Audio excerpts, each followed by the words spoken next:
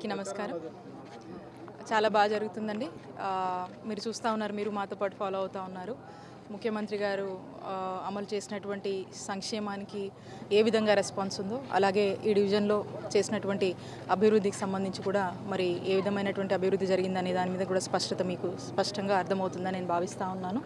మరి గతంలో ఎన్నడూ జరగనటువంటి అభివృద్ధి జగనన్న ప్రభుత్వంలో 5 సంవత్సరాల కాలంలో సుమారు 500 కోట్ల అభివృద్ధి అనేది గుంటూరు వెస్ట్లో చేసుకోవడం జరిగింది. రకరకాల పనులు, రోడ్లు అవ్వచ్చు, డ్రైన్లు అవ్వచ్చు, రిక్రియేషన్కి సంబంధించినటువంటి పార్క్స్ అవ్వచ్చు, కావాల్సినటువంటి ఎమ్యూనిటీస్కి సంబంధించి కావచ్చు, ఇక్కడ కావాల్సినటువంటి నీడ్స్ ఏమైతే ఉన్నాయో అవన్నీ కూడా చేయడం జరిగింది. ఇంకా కూడా ముందు కూడా వీటిని కంటిన్యూ చేసి ఇంకా కూడా కావాల్సినటువంటి అభివృద్ధి మీద కూడా ఫోకస్ చేస్తాము.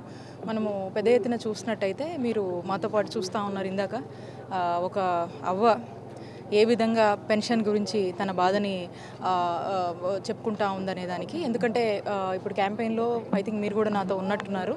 సో ర్యాండమ్గా అందరినీ కలుస్తూ ఆవిడని కలిసినప్పుడు జగనన్న పెన్షన్ ఇంటికే పంపించాడమ్మా, మరి ఇప్పుడు పెన్షన్ రాలేదని చాలా దిగులుగా ఉంది, నాకు చాలా ఇబ్బందిగా ఉందని చెప్తా ఉన్నారు.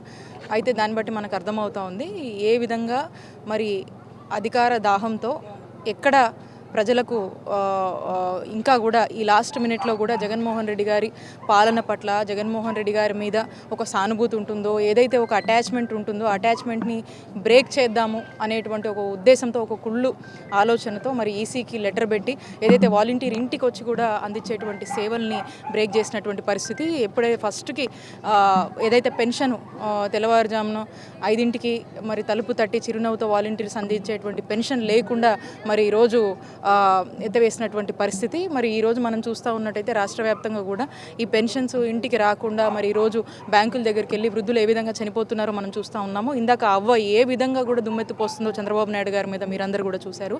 కాబట్టి ఇది ఒక వృద్ధురాలుగా బాధ కాదండి, ఒక అవ్వకు సంబంధించిన బాధ కాదు, ఈ రాష్ట్రంలో ఉన్నటువంటి అవ్వతాతలకు సంబంధించినటువంటి బాధగా మనం చూడాల్సినటువంటి అవసరం ఉంది. ఖచ్చితంగా ఇది ఏమాత్రం కూడా హర్షించేటువంటి విషయం కాదు. ఎందుకంటే చంద్రబాబు నాయుడు గారు మరొకసారి ఏ విధంగా తన బుద్ధిని చూపించుకున్నారో చూడొచ్చు. అధికారం లేనప్పుడే ఈ విధంగా ఉన్నారంటే మళ్ళా రేపు అధికారంలోకి చంద్రబాబు నాయుడు గారు కనుక వస్తే ఏ విధంగా వీళ్ళు ప్రజల్ని మోసం చేస్తారు, ఏ విధంగా మళ్ళీ జన్మభూమి కమిటీలు లాంటివి తీసుకొచ్చి ప్రజలను ఎత్తినేస్తారు, సచివాలయ వ్యవస్థ లాంటివి తొలగిస్తారు, ఈ వాలంటీర్స్ని ఏ విధంగా ఇబ్బంది పెడతారు అనేది మనకు స్పష్టంగా అర్థమవుతుంది. కాబట్టి ప్రజలందరూ కూడా మేల్కోవాల్సినటువంటి అవసరం ఉంది.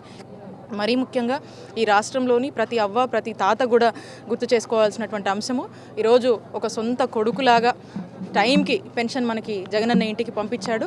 మరి ఈ రోజున అదే పెన్షన్ని ఎత్తగొట్టి మరి చంద్రబాబు నాయుడు గారు ఈ కూటమి పేరుతో ముందుకొచ్చి ఏ విధమైనటువంటి మాయ మాటలతో మళ్ళా ఈసీకి కంప్లైంట్ చేసి మీ పెన్షన్ని ఎత్తగొట్టాడో మీరందరూ కూడా అర్థం చేసుకోవాలి. కాబట్టి మళ్ళా పెన్షన్ ఇంటికి రావాలి, మళ్ళా యథావిధిగా కూడా ప్రభుత్వ సేవలు మన ఇంటి వద్దకే రావాలి, ఇలాంటి పరిపాలన కొనసాగాలంటే అందరికీ కూడా పిలుపునిస్తా ఉన్నాను.